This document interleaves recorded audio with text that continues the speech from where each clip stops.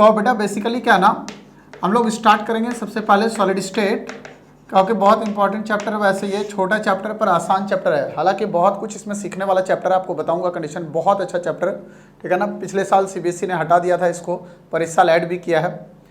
Solid state के अंदर basic condition मैं आपको बताऊं बेटा, सॉलिड से हम लोग अगर स्टार्ट करेंगे, थोड़ा सा फंडामेंटल भी स्टार्ट कर रहा हूँ क्योंकि 12th के भी बच्चे हैं और आप लोग जो भी हैं साथ में हैं। सॉलिड के अंदर आपको पता है कंडीशन की सॉलिड जो है वो एक ऐसा स्टेट है, सब जो कि सब्सटेंस का एक ऐसा स्टेट है जिसका फिक्स्ड वॉल्यूम और फिक्स्ड ज्योमेट्री है। तो मुझे इसमें बहुत कुछ बोलने की जरूरत नहीं, क्योंकि ये सब आप पढ़ते आते हो। थोड़ा सा जल्दी जल्दी लिखते जाना। फिक्स्ड वॉल्यूम एंड लिख रहा हूँ कंडीशन फिक्स्ड ज्योमेट्री, ठीक है ना। Fixed volume and fixed geometry. दूसरा कंडीशन क्या बेटा, देखो अगर आप सॉलिड की बात करते हो तो सॉलिड में क्या क्या कंडीशन है, मैं इसमें एक ही बात एक ही साथ भी लिख सकता हूँ चाहो तो, ठीक है ना। बोल रहा हूँ सॉलिड के अंदर क्या क्या कंडीशन है। देखो सॉलिड में एटम के बीच में आपको पता है फोर्स ऑफ अट्रैक्शन बहुत ज़्यादा होता है। सो लिख सकते हो condition very strong force of attraction, very strong force of attraction. फटाफट ये सब इजी चीज़ें हैं जो आप लोग बहुत पहले से जानते हैं, लेकिन थोड़ा सा नोट करना, ठीक है। अगर फोर्स ऑफ अट्रैक्शन बहुत ज़्यादा होगा तो टाइटली हेल्ड होगा, और अगर टाइटली हेल्ड होगा तो पार्टिकल बहुत क्लोज होंगे, तो डेंसिटी भी इसका क्या होगा, बहुत ज़्यादा। सो आप लिख सकते हो condition very high density, very क्या लिख रहा हूँ, हाई डेंसिटी, ठीक है ना। इसका डेंसिटी जो होगा वो बहुत ज़्यादा होगा, राइट।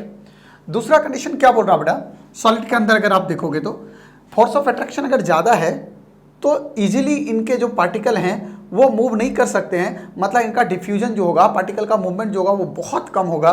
तो हम लिख सकते हैं ऐसा कंडीशन कि very slow rate of diffusion, very slow rate of diffusion. Rate of diffusion जो होगा वो बहुत स्लो होगा, राइट, क्लियर है। अगला कंडीशन मैं आपको क्या बोल रहा हूँ, समझना ध्यान से। अगर फोर्स ऑफ अट्रैक्शन बहुत ज़्यादा होगा तो इनके पार्टिकल को अलग करने के लिए इसको बहुत ज़्यादा हीट करना पड़ेगा, मतलब इसका हीट ऑफ फ्यूजन जो है वो बहुत ज़्यादा होगा। तो हम लोग बोल सकते हैं कंडीशन यहाँ पे कि very high heat of fusion, very high heat of क्या लिख रहा हूँ, फ्यूजन। ये लिख रहा हूँ कंडीशन आपके पास, ठीक है, very high heat of fusion. तो कुछ बेसिक बातें हैं जिसको आपको लिख लेना है, राइट। जल्दी फटाफट फटाफट नोट करते जाओ। जो बेटा कुछ नए जुड़े होगे मुझे बता देना, लिख देना वहाँ पे, ठीक है ना। जो जुड़ गया अपना नाम लिख दो, फटाफट फटाफट नोट करो इसको एकदम तेजी से। एकदम बेसिक से चल रहा हूँ, स्टार्ट किया हूँ, ठीक है ना, कोई घबराने की बात नहीं है। 4 पॉइंट बिना ये था कि exactly force of attraction solid का जो है वो बहुत क्या है, ज़्यादा है। सॉलिड पार्टिकल के बीच में फोर्स ऑफ अट्रैक्शन ज़्यादा है, मतलब पार्टिकल टाइटली हेल्ड होंगे। तो अगर इनको फ्यूज करना है, अलग करना है, तो हीट ज़्यादा देना पड़ेगा ना, मतलब हीट ऑफ फ्यूजन, फ्यूज करने के लिए जो हीट है वो ज़्यादा चाहिए, तो इसका हीट ऑफ फ्यूजन ज़्यादा होगा। वही लिख रहा था, very high heat of fusion, ठीक है, ठीक है बेटा। अब देखो बेटा सॉलिड स्टेट के अंदर क्या बोल रहा हूँ, समझना ध्यान से। क्लासिफिकेशन में फर्स्ट कंडीशन लिख रहा हूँ, on the basis of constituent particle, on the basis of constituent particle. अगर हम देखेंगे बेटा तो कंस्टिट्यूएंट पार्टिकल के बेसिस पे बोल रहा हूं कि कंस्टिट्यूएंट पार्टिकल के बेसिस पे सॉलिड को जो है वो डिवाइड किया गया है अलग अलग पार्ट में, जिसमें फर्स्ट लिख रहा हूं बेटा, सुनना ध्यान से, ए लिख रहा हूं आयनिक सॉलिड।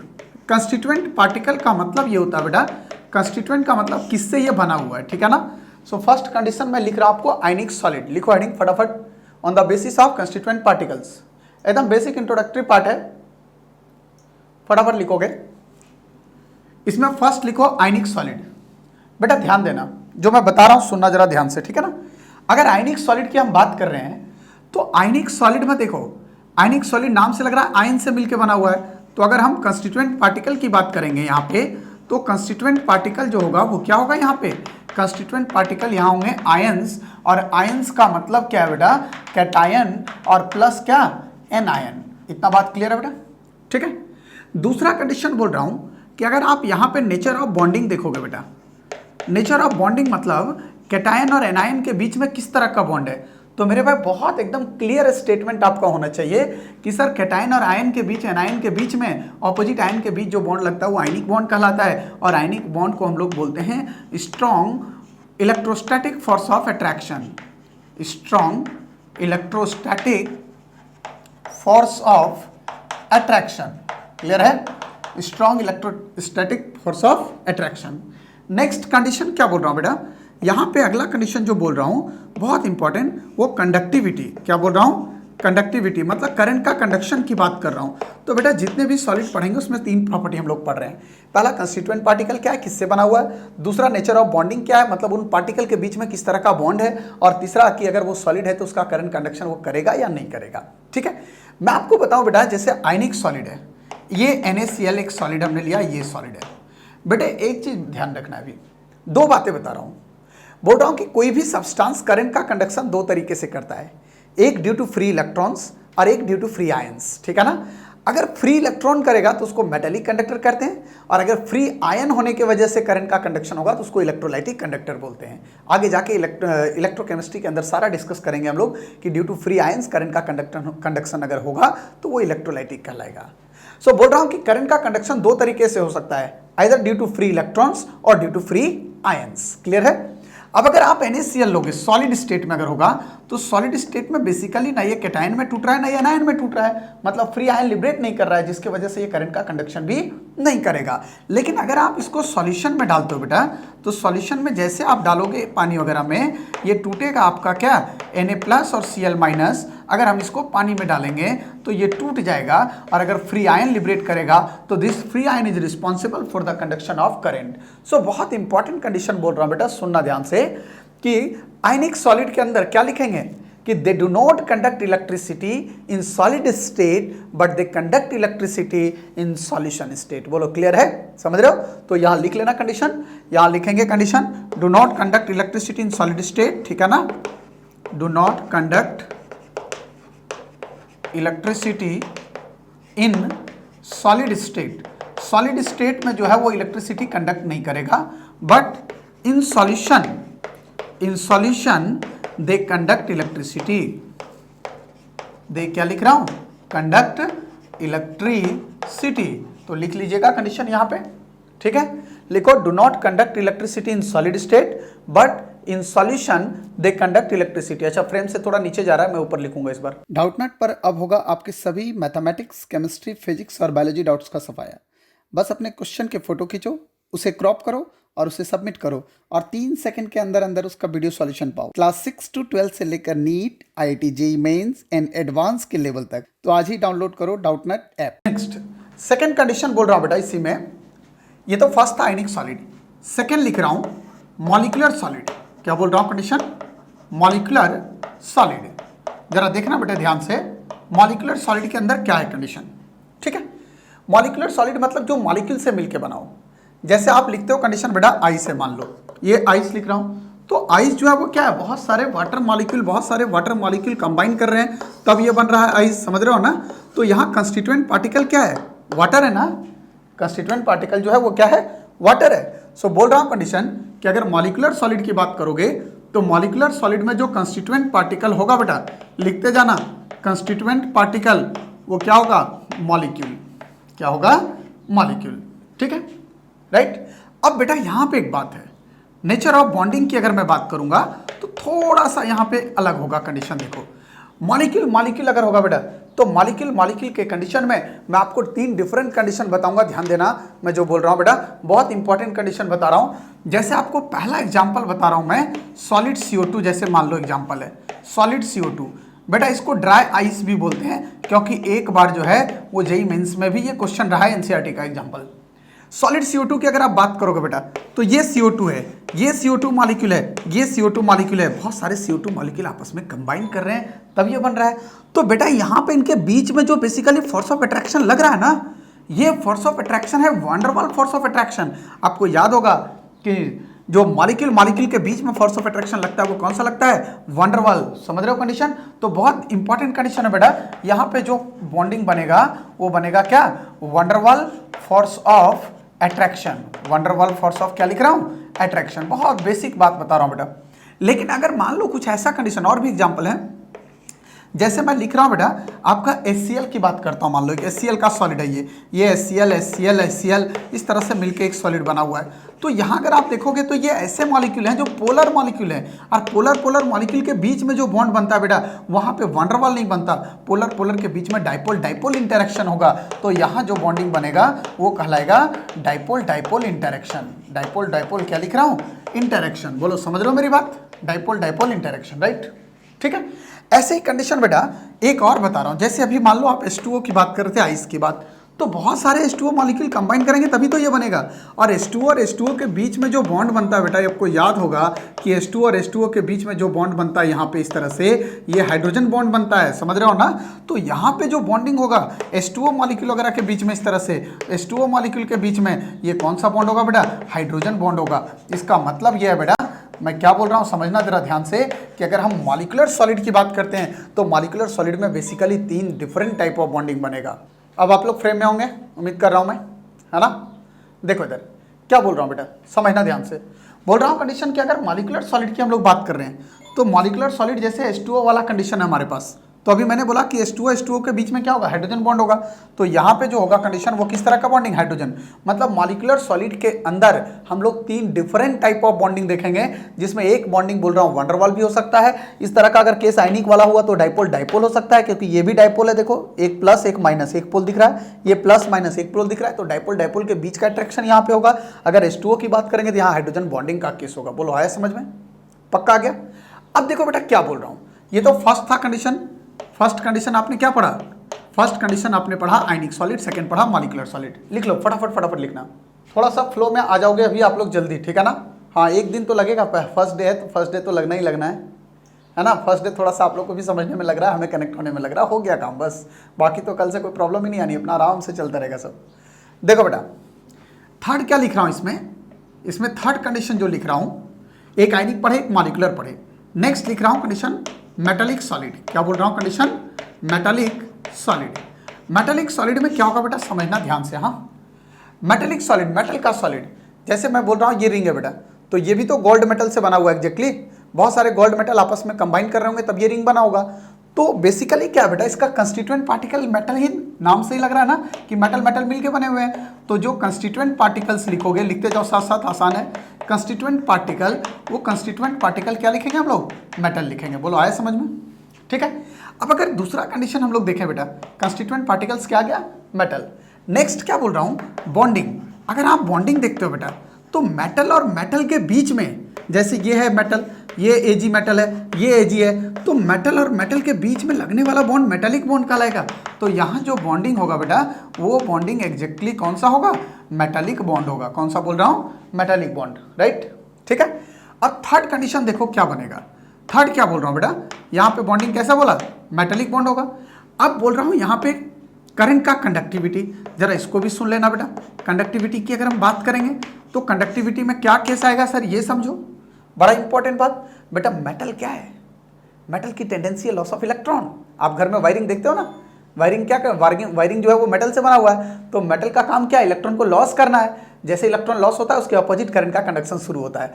तो बेसिकली मेटालिक सॉलिड में भी तो यही है, मेटल की टेंडेंसी इलेक्ट्रॉन लॉस करने की है। और अभी मैंने बोला था कि करंट का कंडक्शन 2 तरीके से हो सकता है, ड्यू टू फ्री इलेक्ट्रॉन और ड्यू टू फ्री आयंस। तो जैसे ये मेटल इलेक्ट्रॉन लॉस करेंगे, करंट का कंडक्शन स्टार्ट करेगा। सो मेटेलिक कंडक्टर जो है वो लिखेंगे कि कंडक्ट इलेक्ट्रिसिटी।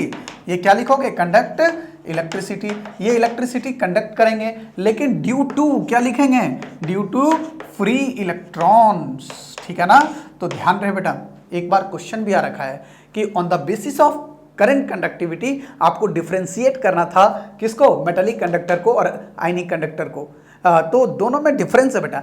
आयनिक कंडक्टर भी करंट का कंडक्शन करेगा but due to free ions, और मेटालिक कंडक्टर करंट का कंडक्शन करेंगे ड्यू टू फ्री इलेक्ट्रॉन्स। दोनों में डिफरेंस आ गया, डिफरेंस। तो एक क्वेश्चन यहां से फंडामेंटल क्वेश्चन है बेटा जो कि बनेगा, जल्दी फटाफट लिख लीजिए। एक और टाइप बता रहा हूं इसमें, on the basis of constituent particle. फटाफट फोर्थ लिख रहा हूं इसमें बेटा, इसमें वो है कोवेलेंट सॉलिड। क्या बोल रहा हूं condition, covalent solid. Covalent solid में देखो बेटा, जैसे मैं बोल रहा हूं एक एग्जांपल से समझो। ये सॉलिड आयोडीन है, सॉलिड I2। तो बेटा अगर सॉलिड I2 की बात करेंगे तो इसमें आयोडीन आयोडीन मिलकर बना हुआ है, ये बहुत सारे आयोडीन कंबाइन कर रहे होंगे, इस तरह से सॉलिड I2 बन रहा है। तो बेसिकली कोवेलेंट में क्या होगा, नाम लग रहा है कोवेलेंट बॉन्ड, और कोवेलेंट बॉन्ड किसके बीच में बनता है बेटा, नॉन मेटल के बीच में। तो कंस्टिट्यूएंट पार्टिकल जो हो जाएगा, बोल रहा हूँ कंडीशन यहाँ पे जो कंस्टिट्यूएंट पार्टिकल है वो कंस्टिट्यूएंट पार्टिकल क्या हो जाएगा, नॉन मेटल हो जाएगा। बोलो क्लियर है, नॉन मेटल और नॉन मेटल, समझ रहे हो कंडीशन। नॉन मेटल के बीच में ही तो कोवेलेंट बॉन्ड बनेगा। इसका मतलब कि जो कोवेलेंट सॉलिड है वो किसके बीच में बने, किससे बने हुए हैं, नॉन मेटल से बने हुए हैं। अब बेटा नेचर ऑफ बॉन्डिंग देखो ना, ये भी आसान है। अगर आप बॉन्डिंग का नेचर आप देखते हो तो बॉन्डिंग में भी कुछ नहीं है, बहुत क्लियर है बॉन्डिंग, एकदम स्ट्रेट क्लियर है, नाम से दिख रहा है। कौन सा बॉन्ड लगेगा, कोवेलेंट बॉन्ड। क्या बनेगा, कोवेलेंट। बेटे आज एकदम इंट्रोडक्शन आपको दे रहा हूँ सॉलिड स्टेट का, बहुत बेसिक बात बता रहा हूँ। अब यहाँ पे अगर आप कंडक्टिविटी देखोगे, बेटा कंडक्टिविटी का मतलब क्या हुआ, करंट कंडक्ट कराना ना। आपको पता है कंडीशन, मान लो ये सॉलिड I2 है, तो आयोडीन आयोडीन दोनों तो सेम एटम है ना बेटा। अगर एटम सेम है तो दोनों की इलेक्ट्रोनेगेटिविटी भी सेम है, और इलेक्ट्रोनेगेटिविटी अगर सेम है तो ना तो ये इलेक्ट्रॉन को खींचेगा ना ये इलेक्ट्रॉन को खींचेगा। मतलब किसी पे कोई ना तो पॉजिटिव चार्ज डेवलप होगा ना नेगेटिव होगा। और अगर चार्ज नहीं डेवलप हुआ बेटे तो ये पोलर होगा या नॉन पोलर, नॉन पोलर। मतलब ये आयन में लिबरेट नहीं करेगा। अगर आयन नहीं लिबरेट किया, बोल रहा हूं अगर फ्री आयन लिबरेट नहीं किया तो करंट का कंडक्शन भी नहीं करेगा। सो ये गुड कंडक्टर या बैड कंडक्टर, तो लिखेंगे कंडीशन बैड कंडक्टर। मतलब दे डू नॉट कंडक्ट क्या, electricity, do not conduct electricity. लेकिन यहां ध्यान रखना, एक्सेप्ट लिख रहा हूं बेटा, ये जरूर ध्यान रखना, ठीक है ना। एक्सेप्ट लिख रहा हूं ग्रेफाइट, क्या लिख रहा हूं, ग्रेफाइट इसका एक्सेप्शन है। ग्रेफाइट याद होगा 11th क्लास में, दे कंडक्ट इलेक्ट्रिसिटी। बोलो आया समझ में। जैसे अभी मैं बोल रहा हूं ना कि आयोडीन का सॉलिड होगा, तो आयोडीन का सॉलिड में बहुत सारे आयोडीन आपस में कंबाइन कर जाएंगे ना, इस तरह से बहुत सारे आयोडीन। और जब बहुत सारे आयोडीन कंबाइन करके ये आयोडीन का सॉलिड मान लो बना रहे हैं ये, तो आयोडीन के बीच में लगने वाला बॉन्ड तो कोवेलेंट बॉन्ड ही होगा ना। इनके बीच में जो एग्जिस्टिंग बॉन्ड होगा वो तो कोवेलेंट बॉन्ड होगा ना। तो इसलिए अभी मैं बेसिक फ्रेम ये बता रहा हूं आपको कि कोवेलेंट सॉलिड के अंदर जो है वो ये कंडीशन बनेगा, ठीक है ना। समझ रहे हो कंडीशन। नहीं, ग्रेफाइट में दोनों कंडीशन है बेटा। ग्रेफाइट का अगर केस आप देखोगे तो ग्रेफाइट में कार्बन कार्बन के बीच में जो हमारा कंडीशन बनता है, कार्बन कार्बन के बीच में जो बनता है ये कोवेलेंट बॉन्ड है। लेकिन जो दूसरा लेयर है, ये इन दोनों लेयर के बीच में जो बॉन्ड बनता है ये एग्जैक्टली हमारे पास क्या है, वंडरवाल। कंफ्यूज मत करना यूज, ठीक है ना।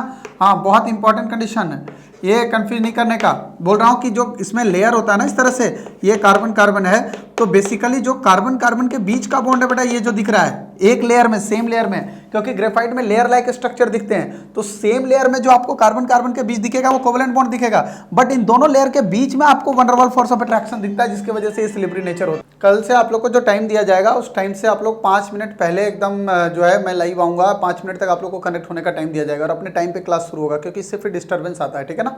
तो जल्दी जल्दी ये चीज़ थोड़ा सा आज सीख लो, थोड़ा जल्दी जल्दी फटाफट, ताकि हमें भी दिक्कत ना आए। चलिए यहाँ तक उम्मीद कर रहा हूँ क्लियर हो गया होगा बेटा। अब लिख रहा हूँ condition second classification on the basis of crystal structure, ठीक है ना।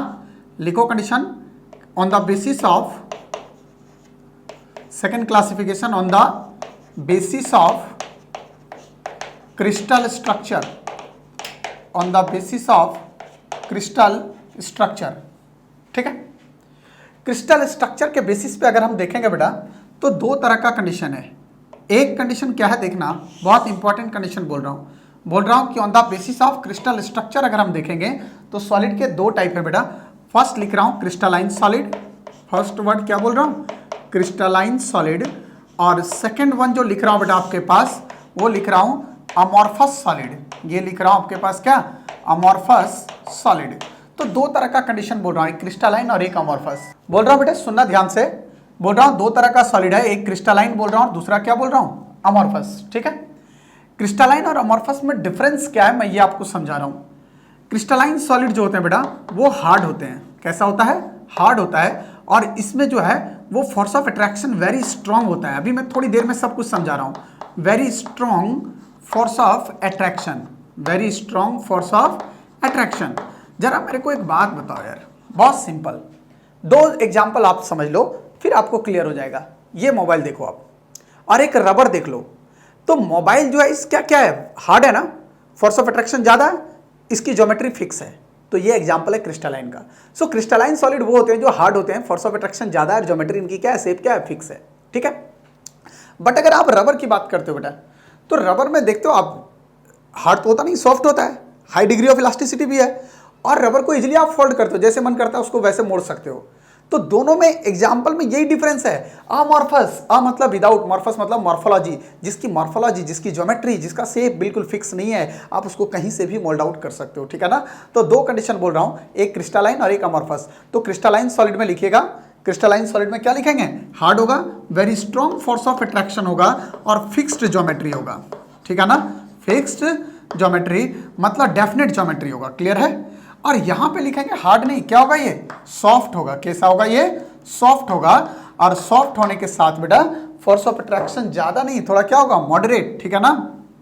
यहां पे क्या लिख रहा हूं, मॉडरेट फोर्स ऑफ अट्रैक्शन, और इसकी ज्योमेट्री फिक्स नहीं होगी, मतलब लिख रहा हूं इनडेफिनेट शेप। क्या लिखूंगा, इनडेफिनेट शेप। तो इतना बात आपको पहले समझना है, मैं क्या बोल रहा हूं, समझ रहे हो बात, ठीक है।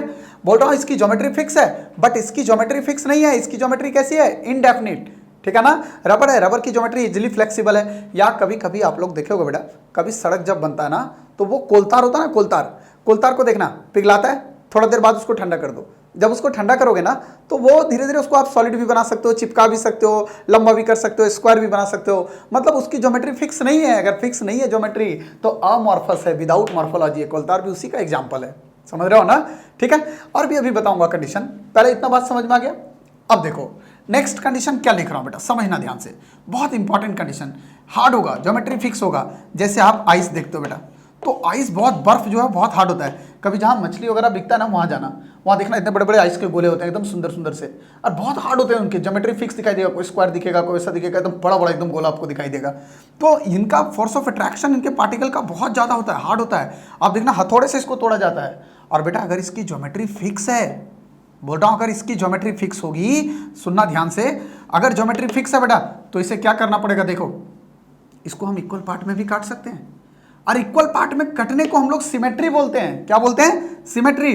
मतलब लिखेंगे कंडीशन की क्रिस्टलाइन सॉलिड जो है दे पोजेज, क्या लिखेंगे, सिमेट्री। क्या होगा इसमें, सिमेट्री। अब बेटा सिमेट्री तीन तरह का होता है, मैं आगे जाके भी डिस्कस करूंगा इस चैप्टर के अंदर। एक सेंटर ऑफ सिमेट्री, एक प्लेन ऑफ सिमेट्री, और एक एक्सिस ऑफ सिमेट्री। मैं उन सारी चीजों का जिक्र करूंगा यहाँ पे बहुत अच्छे तरीके से आपको। अभी बिल्कुल आज बेसिक इंट्रोडक्टरी पार्ट बता रहा हूँ। लिख रहा हूँ कि इसके पास सिमेट्री होगा, लेकिन अगर अमॉर्फस की बात करें बेटा, तो अमॉर्फस में तो शेप ही फिक्स नहीं है। शेप नहीं फिक्स है तो इसको दो पार्ट में आप नहीं काट सकते, और दो पार्ट में अगर नहीं काट सकते इसमें कोई सिमेट्री होगा नहीं होगा। सो लिखेंगे कि do not possess symmetry, do not possess, क्या लिखोगे, सिमेट्री। सो बेटा एकदम बहुत इंपॉर्टेंट बात आपको कि सिमेट्री केवल और केवल किसकी प्रॉपर्टी होगी, क्रिस्टलाइन की। चाहे वो सेंटर ऑफ सिमेट्री की बात कर रहा हूं, चाहे वो प्लेन ऑफ सिमेट्री की बात करा रहा हूं, या एक्सिस ऑफ सिमेट्री की बात कर रहा हूं, सिमेट्री केवल और केवल जो दिखेगा वो कहां दिखेगा आपको, क्रिस्टलाइन के अंदर दिखाई देगा। पहले मुझे बताओ मेरे भाई, क्या ये बात क्लियर है आप लोग को, बिल्कुल पक्का, डन, ठीक है। अब देखो इतना लिखो, मैं अभी और पॉइंट बताते जाता हूं, बहुत सारी चीजें भी डिस्कस करेंगे इसमें, फटाफट लिखो। यहां पे रेगुलर अरेंजमेंट ऑफ एटम होता है, लिख रहा हूं कंडीशन कि रेगुलर, या इसको बोलते हैं fixed arrangement of atom, fixed arrangement of atom, ठीक है ना, अरेंजमेंट ऑफ एटम। क्या इसका मीनिंग है, इसको भी समझा रहा हूं बेटा, समझना ध्यान से। बोल रहा हूं यहां पे regular arrangement of fixed arrangement of atom होगा, ठीक है ना। इसका मतलब क्या है बेटा, जैसे मान लो कोई सॉलिड है बेटा, सॉलिड इस तरह से बहुत सारे एटम और पार्टिकल वगैरह से मिलकर बना हुआ है, इस तरह से बहुत सारे एटम और पार्टिकल आपस में कंबाइन करके एक सॉलिड का फॉर्मेशन कर रहे हैं। जरा इसका मीनिंग समझ लेना, ठीक है ना। देखो लिख रहा हूं कंडीशन कि यहाँ पे एटम्स आर अरेंज्ड रेगुलरली, और यहाँ पे एटम्स आर अरेंज्ड, इसमें अमॉर्फस सॉलिड में जो एटम का अरेंजमेंट होगा वो रेगुलर ना होके इरेगुलर होगा। सो एटम्स लिख रहा हूं कि एटम्स आर अरेंज्ड, क्या लिखेंगे, अरेंज्ड इरेगुलरली। क्या मीनिंग है थोड़ा समझ लो बेटा, ठीक है ना, पॉइंट लिखते जाना, बेसिक बात है। जैसे मान लो एक सॉलिड ऐसा लिख रहा हूं बेटा, इसमें ए और बी से मिलकर बना हुआ है, A B A B A B A B A B A B A और बी ए और बी ए और बी, ऐसा लिख रहा हूं, ठीक है बेटा, ठीक है। तो basically A B A B A B A B atom का अरेंजमेंट बिल्कुल रेगुलर दिख रहा है ना। लेकिन अगर कोई सॉलिड ऐसा हो, मान लो इस तरह का मैं एक सॉलिड लिख रहा हूं बेटे, जहां पे एटम का arrangement A B A B B A B, और यहां फिर से बी लिख रहा हूं। क्या है एटम का अरेंजमेंट वहां पे रेगुलर मैनर में दिख रहा है, क्या नहीं दिख रहा है। सो बेसिकली क्रिस्टलाइन सॉलिड की ज्योमेट्री फिक्स होने के फिक्स जो होती है ना, बोल रहा हूं कि क्रिस्टलाइन की ज्योमेट्री फिक्स होने का जो वजह ही है वो यही है एटम का अरेंजमेंट का रेगुलर होना। क्रिस्टलाइन सॉलिड में एटम ऑलवेज रेगुलर मैनर में अरेंज होते हैं, बट एमॉर्फस में एटम का अरेंजमेंट रेगुलर नहीं होता है। ठीक है ना, समझ गए? जिसके वजह से उनकी ज्योमेट्री जो है वो फिक्स नहीं होती, उनकी ज्योमेट्री जो है वो अलग अलग होती है। ठीक है ना। हाँ, अमॉर्फस सॉलिड, एक ही सॉलिड की ज्योमेट्री अलग अलग होती है। मैं आपको कॉमन बात बता रहा हूँ, जैसे ग्लास है, ग्लास अमॉर्फस सॉलिड है, आपने ग्लास को देखा होगा। जैसे आप मोबाइल का ग्लास देखते हो या कांच देखते हो अपना, शीशे का जो है, मिरर का जो है, या आप कार का जो है वो देखते हो ग्लास, या दूसरा कंडीशन आपको बताऊं तो जैसे खिड़की का ग्लास है अपना। ठीक है ना, तो ग्लास जो है वो आपको डिफरेंट दिखाई देता है, या स्पेक्स का ग्लास अलग अलग होता है। तो वो अलग अलग ग्लास है, बोल रहा हूँ कि ग्लास है, लेकिन ज्योमेट्री फिक्स नहीं है, क्योंकि उसमें एटम का अरेंजमेंट अलग अलग है, और एटम का अरेंजमेंट अलग अलग होने की वजह से ग्लास जो है वो एग्जाम्पल अमॉर्फस सॉलिड का है। ठीक है ना। अब देखो मैं क्या बताना चाह रहा हूँ, एक तो बोला कि क्रिस्टलाइन में एटम का अरेंजमेंट रेगुलर होगा, इसमें रेगुलर ना होकर इरेगुलर होगा। अब बेटा देखो, मान लो एक एक्सिस हमने ये लिया, एक एक्सिस ये लिया, तो इस एक्सिस में एटम का अरेंजमेंट ए दिख रहा है। अगर हम दूसरा एक्सिस लें, ये एक्सिस ले रहे हैं, यहाँ पे एटम का अरेंजमेंट बी दिख रहा है। तो अलग अलग एक्सिस में एटम का अरेंजमेंट अलग अलग है, जिसके वजह से अलग अलग एक्सिस में इनकी फिजिकल प्रॉपर्टीज भी अलग अलग होगी। और अगर किसी सॉलिड में डिफरेंट एक्सिस में फिजिकल प्रॉपर्टीज अलग अलग होगी तो इसको हम लोग बोलते हैं केमिस्ट्री की भाषा में एन आइसोट्रॉपिक। क्या बोलेंगे इसको?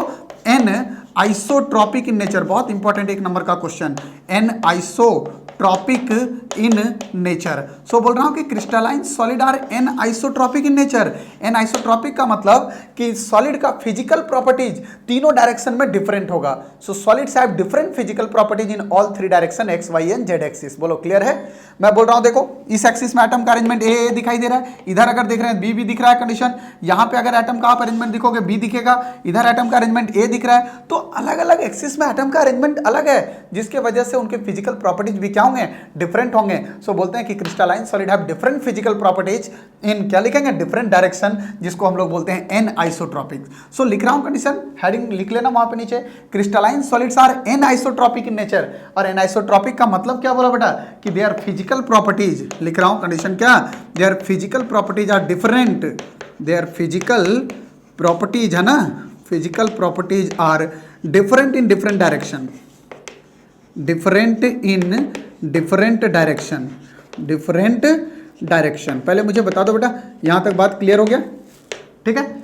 अब अगर हम लोग अमॉर्फस की बात करेंगे बेटा, तो अमॉर्फस में जस्ट उल्टा लिखेंगे, एन आइसोट्रॉपिक ना होकर इसका नेचर कैसा होगा बेटा? इसका नेचर होगा आइसोट्रॉपिक। और आइसोट्रॉपिक का मतलब होता है कि इनका फिजिकल प्रॉपर्टीज सारे डायरेक्शन में क्या होंगे? सेम, चाहे वो रिफ्रैक्टिव इंडेक्स हो, चाहे वो मेल्टिंग पॉइंट हो, चाहे कंडक्टिविटी का ऑर्डर हो, सारे डायरेक्शन में सेम होंगे। बोलो क्लियर है बेटा?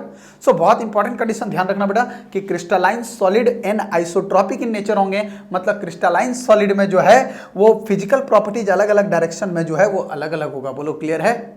समझ रहे हो कंडीशन? क्योंकि यहां पे ए है, ए का अपना बॉइलिंग पॉइंट होगा, यहां पे बी है, बी का अपना बॉइलिंग पॉइंट होगा, तो अलग अलग में बॉइलिंग पॉइंट अलग हो गया, तो फिजिकल प्रॉपर्टीज क्या हो गया? अलग हो गया। बट अगर आप three dimensional picture amorphous solid का देखोगे बेटा, तो अमॉर्फस सॉलिड में 99.99% की बात बता रहा हूं कि अमॉर्फस सॉलिड में जो है वो हर डायरेक्शन में जो है वो एटम का अरेंजमेंट जो है वो डिफरेंट दिखाई देता है, जिसके वजह से जो है बोल रहा हूं ये हर डायरेक्शन में एटम का अरेंजमेंट लगभग सिमिलर दिखाई देता है, जिसकी वजह से उनकी फिजिकल प्रॉपर्टीज भी जो है वो हर डायरेक्शन में सेम होते हैं। और अगर हर डायरेक्शन में फिजिकल प्रॉपर्टीज सेम हुआ तो उसको हम लोग बोलते हैं आइसोट्रॉपिक इन नेचर। ठीक है, नोट कर लीजिए। अगला डिफरेंस क्या बता रहा हूं बेटा, इधर हम लोग लिख रहे थे क्रिस्टलाइन और ये लिख रहे थे हम लोग अमॉर्फस। ठीक है, नेक्स्ट डिफरेंस क्या बता रहा हूं ये समझो। जैसे मान लो अभी आप आइस की बात कर रहे थे बेटा कि फिक्स ज्योमेट्री होती है सर, तो बेटे आइस जो है वो एग्जैक्टली किससे बना हुआ है? वाटर से बना हुआ है। और वाटर का मेल्टिंग पॉइंट जो है वो कितना होता है? वाटर का मेल्टिंग पॉइंट 0 डिग्री। इसका मतलब आइस का मेल्टिंग पॉइंट फिक्स है ना, 0 डिग्री, 0 डिग्री पे मेल्ट करेगा। और आइस किसका एग्जांपल है? क्रिस्टलाइन। तो हम बोल सकते हैं इसका मतलब कि क्रिस्टलाइन का मेल्टिंग पॉइंट फिक्स होता है। बोलो क्लियर है? तो इस तरह से कंक्लूजन आया बेटा कि मेल्टिंग पॉइंट जो होता है क्रिस्टलाइन सॉलिड का ऑलवेज फिक्स होता है, मतलब एक पर्टिकुलर टेम्परेचर पे ही क्रिस्टलाइन सॉलिड मेल्ट करेंगे, मतलब एक पर्टिकुलर टेम्परेचर पे ही सॉलिड लिक्विड में कन्वर्ट हो पाएगा। मेल्ट होने का मतलब यही तो हुआ। ठीक है, सो बोल रहा हूं कंडीशन क्रिस्टलाइन सॉलिड में कि they have fixed melting point, जिसको हम लोग केमिस्ट्री की भाषा में लिखते हैं शार्प मेल्टिंग पॉइंट। शार्प या बोल रहा हूं क्या? Fixed melting point. तो बहुत सिंपल आपको एक कंडीशन बता रहा हूं, दे हैव शार्प और फिक्स्ड मेल्टिंग पॉइंट, राइट? ठीक है। बट अगर आप अमॉर्फस सॉलिड की बात करोगे बेटा, तो अमॉर्फस सॉलिड का मेल्टिंग पॉइंट फिक्स नहीं होता। जैसे अभी मैं आपको बोल रहा था कंडीशन कि अगर आप इसको देखते हो बेटा, बहुत इंपॉर्टेंट बात बता रहा हूँ, अगर आप कोलतार को देखोगे और कोलतार को गर्म करोगे तो उसका मेल्टिंग पॉइंट कोई पर्टिकुलर नहीं है, किसी भी टेम्परेचर पे वो सडनली मेल्ट कर सकता है। वो एटम के अरेंजमेंट के ऊपर डिपेंड करता है कि उसमें एटम का अरेंजमेंट कैसा है, ठीक है ना, समझ रहे हो।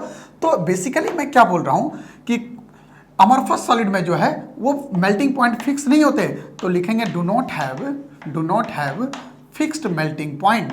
डू नॉट हैव क्या लिख रहा हूं, फिक्स्ड मेल्टिंग पॉइंट। इसका मेल्टिंग पॉइंट फिक्स नहीं होता, ये किसी भी टेम्परेचर पे आप सडनली थोड़ा सा टेम्परेचर बढ़ाते चले जाओ, थोड़ा सा बढ़ाओगे किसी भी टेम्परेचर पे ये सडनली क्या हो सकता है, मेल्ट हो सकता है, मतलब लिक्विड में कन्वर्ट हो सकता है, ठीक है ना।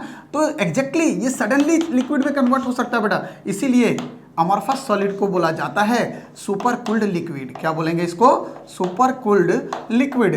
तो बोलता है कंडीशन बेटा कि why amorphous solid is known as super cooled liquid.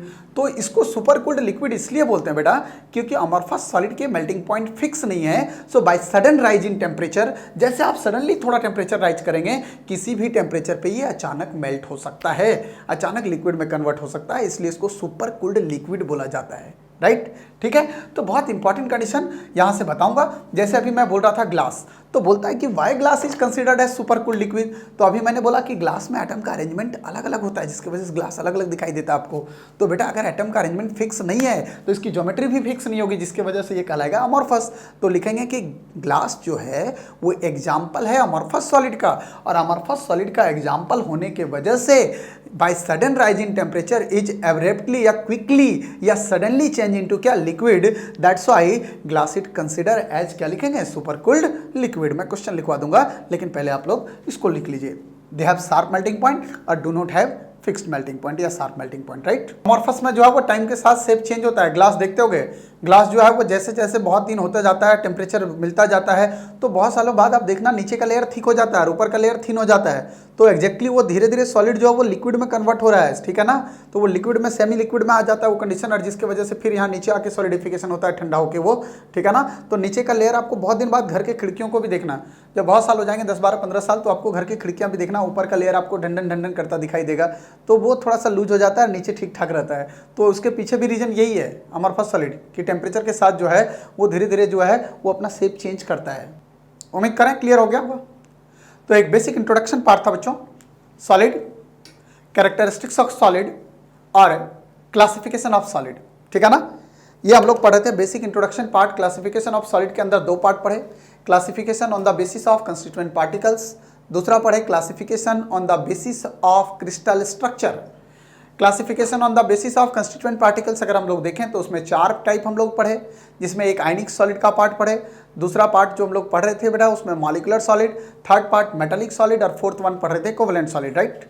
और on the basis of crystal structure हमने 2 बातें देखा बेटा, एक अमॉर्फस और एक क्रिस्टलाइन सॉलिड, जिसमें 2 बातें बहुत ज़्यादा इंपॉर्टेंट थी कि क्रिस्टलाइन सॉलिड में एक तो फिक्स ज्योमेट्री होती है और क्रिस्टलाइन सॉलिड जो है उसमें सिमेट्री होता है, और सिमेट्री 3 तरह का होता है, plane of symmetry, centre of symmetry और एक्सिस ऑफ सिमेट्री। बहुत ज़्यादा आगे जाके डिस्कस करूंगा उसके बारे में, ठीक है, खास करके कॉम्पिटिशन में, क्योंकि स्कूल में नहीं आ गया लेकिन कॉम्पिटिशन बैच में आता है तो कॉम्पिटिशन वाला को पढ़ाऊंगा उसका। अब इसमें क्या बेटा एक बात और फंडामेंटल मैं आपको क्लियर करना चाह रहा हूँ, सुनना ध्यान से। सिमेट्री केवल और केवल क्रिस्टलाइन में होता है, अमॉर्फस में किसी तरह की कोई सिमेट्री नहीं होती, राइट, ठीक है। दूसरा कंडीशन क्या बोल रहा हूँ बेटा, एन आइसोट्रॉपिक का जो कंडीशन बता रहा था वो पार्ट भी अपने आप में बहुत इंपॉर्टेंट है, ठीक है। हाँ, एन आइसोट्रॉपिक का मतलब क्या बताया मैंने बेटा, मैंने बोला कि एटम का अरेंजमेंट जो है इस तरह का केस आएगा बेटा, ये इस तरह से मैंने बोला क्रिस्टलाइन में जो है वो एटम का अरेंजमेंट फिक्स होता है। एटम का अरेंजमेंट फिक्स होने का मतलब A B A B A B A B A B A और बी, इस तरह से कंडीशन आ जाएगा, ए और बी और ए कंडीशन ऐसा आएगा। तो बेसिकली बेटा यहाँ क्या है देखो जरा ध्यान से, आप लोग क्या बोल रहा हूँ सुन लो। मान लो इस एक्सिस को ले रहे हैं तो इसमें एटम का अरेंजमेंट ये है, इधर एटम का अरेंजमेंट बी है, तो अलग अलग एक्सिस में एटम का अरेंजमेंट अलग अलग है, ठीक है ना। बोल रहा हूँ क्रिस्टलाइन में एटम का अरेंजमेंट क्या होता है, देखो फिक्स होता है, ए बी फिक्स अरेंजमेंट है, बट अलग अलग एक्सिस में एटम का अरेंजमेंट अलग है। इस एक्सिस में देखो बी है, इस एक्सिस में देखो ए है, तो अगर ये सॉलिड ए और बी से बना हुआ है तो ए का अपना मेल्टिंग पॉइंट होगा इधर, और इस एक्सिस में बी मिल रहे हैं तो अपना मेल्टिंग पॉइंट होगा। तो अलग अलग एक्सिस में मेल्टिंग पॉइंट भी अलग अलग है, ऐसे अलग अलग एक्सिस में बॉइलिंग पॉइंट भी अलग अलग होगा, क्योंकि एटम ही अलग अलग है। समझ रहे हो कंडीशन? और अगर अलग अलग एटम है बेटा तो उनके physical properties, boiling point, melting point भी अलग अलग होंगे, और उसी को हम लोग बोलते हैं एनआइसोट्रॉपिक इन नेचर। एनआइसोट्रॉपिक का मतलब होता है कि their physical properties are different in different direction. आया समझ में बिना? क्लियर है यहां तक? ठीक है, कोई और डाउट है भैया तो पहले डाउट क्लियर करते हैं, आप लोग जल्दी फटाफट पूछ लो फिर आगे बढ़ते हैं। एक बहुत फंडामेंटल बात है बेटा यहां तक ना, एकदम फंडामेंटल है, सॉलिड स्टेट का एकदम बेसिक बात बता रहा हूं। ठीक है, हाँ, कोई वैसा नहीं कि आपको बहुत हाई फाई अभी कुछ बता रहा हूं, बिल्कुल बेसिक बात बता रहा हूं, राइट? ठीक है, तो बेसिकली बेटा 3 बजे का जो क्लास अभी आज हुआ था, उस 3 बजे के क्लास में भी जो है वो आज यहीं तक मैंने पढ़ाया है, क्योंकि आज बच्चे कनेक्ट भी हो रहे थे थोड़ा थोड़ा, आप लोग भी कनेक्ट हो गए हैं। अब मैं उम्मीद कर रहा हूँ कि आप लोग को कनेक्टिविटी ठीक दिख रहा होगा, तो कल से जो है वो कुछ बच्चे जो है वो उस बैच में शिफ्ट होंगे, बाकी हम लोग इधर आयुष पढ़ते रहेंगे। ठीक है ना? तो आज मैं थोड़ा सा एक इंट्रोडक्शन दे रहा हूँ, कुछ बच्चे जो नहीं कनेक्ट पा रहे हैं उनको फ़ोन करके बता दे रहा हूँ कि ये टाइमिंग रहेगा और इस पर आपको कनेक्ट होना है। मैं थोड़ा सा टाइम टेबल भी सबसे आज डिस्कस कर लेता हूँ, थोड़ा सबको बता देता हूँ, कुछ कन्फ्यूजन चल रहा है बच्चों को। ठीक है ना? देख रहा हूँ मैं मैसेज लगातार आ रहे हैं, मेरे फ़ोन पे भी आ रहे हैं। ठीक है ना? तो वो कन्फ्यूजन खत्म करके और प्रॉपर हम लोग क्लासेस शुरू कर देंगे। ठीक है बेटा?